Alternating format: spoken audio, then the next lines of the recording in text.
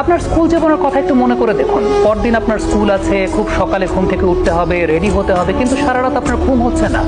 কারণ মধ্যরাত্রিরে যে লিওনেল মেসির খেলা, মধ্যরাত্রিরে যে বাংলাদেশ থেকে প্রায় 8,500 কিলোমিটার দূরে স্পেনে লিওনেল মেসি মাঠে নামবেন। আপনি আপনার সেমিস্টার ফাইনাল পরীক্ষার আগের রাতের কথা চিন্তা করে দেখেন।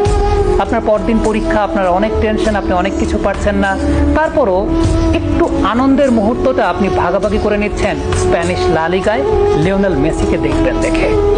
মেসির সঙ্গে আপনার কোনো রক্তের সম্পর্ক নেই, মেসির সঙ্গে আপনার কোনো পারিবারিক বন্ধন নেই, লিওনেল মেসি আপনাকে চেনেও না। তারপর আপনি কেন লিওনেল মেসিকে এত ভালোবাসেন? তারপরও কেন লিওনেল মেসির খেলা দেখার জন্য আপনি রাত জেগে থাকেন?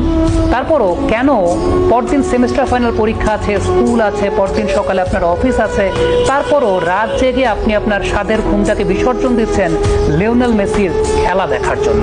কেন আপনি এমনটা করছেন?